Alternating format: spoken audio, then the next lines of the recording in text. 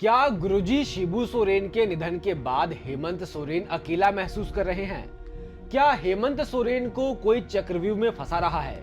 मुख्यमंत्री हेमंत सोरेन ने ऐसा क्यों कहा कि सीएम रहना सुकून वाली बात नहीं है?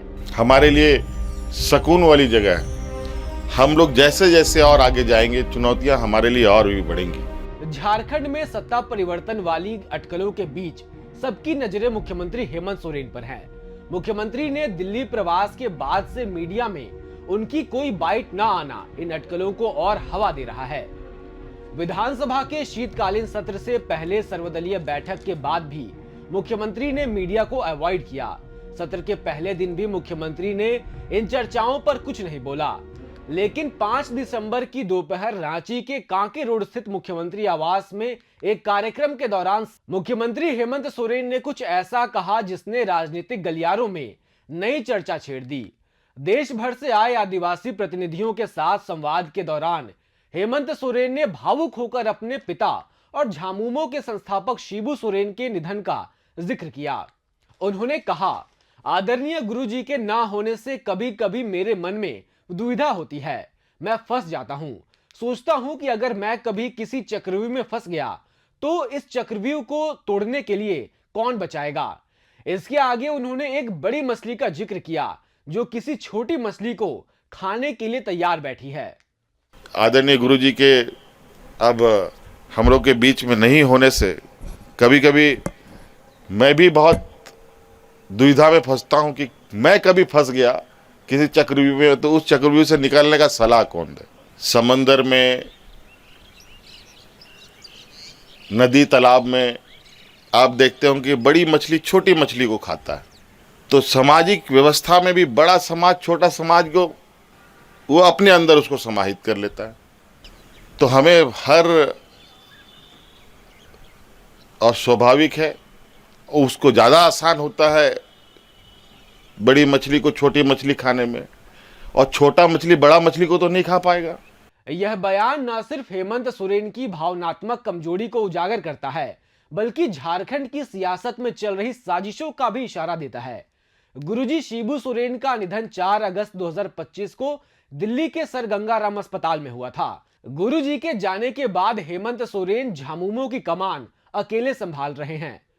क्या यह बयान उनके अकेलेपन का इशारा है? राजनीतिक विश्लेषकों का मानना है कि हां, पिता की कमी ने न सिर्फ भावनात्मक स्तर पर उन्हें प्रभावित किया है, बल्कि राजनीतिक फैसलों में भी एक खालीपन पैदा कर दिया है। शिबू सोरेन को झारखंड में आदिवासियों का सबसे बड़ा नेता माना जाता था। दिल्ली में भी उनकी अच्छी पकड़ थी। वे पिछले कई दशकों से झारखंड की राजनीति में सर्वमान्य थे। शिबू सोरेन के जाने के बाद हेमंत पर घर परिवार और पार्टी दोनों का भार आ गया है। हेमंत सोरेन की भाभी और स्वर्गीय दुर्गा सोरेन की पत्नी सीता सोरेन पहले ही पार्टी छोड़कर भाजपा में शामिल हो चुकी हैं। दिल्ली यात्रा के दौरान बीजेपी नेताओं से कथित मुलाकातों की अफवाहों ने इस अकेलेपन को और गहरा दिया है। कांग्रेस और अन्य सहयोगी दलों ने भी इन अफवाहों को खारिज किया है, लेकिन हेमंत की चुप्पी ने संदेह को बढ़ावा दिया। अब बात करते हैं हेमंत के भाषण की। हेमंत का चक्रव्यूह वाला बयान महाभारत के अभिमन्यु की याद दिलाता है, जो युवा उम्र में ही दुश्मनों के जाल में फंस गए थे। क्या हेमंत खुद को उसी तरह फंसता हुआ महसूस कर रहे हैं? जवाब लगभग हां ही है। हाल के दिनों में झारखंड की सियासत में कई मोर्चे खुले हुए हैं।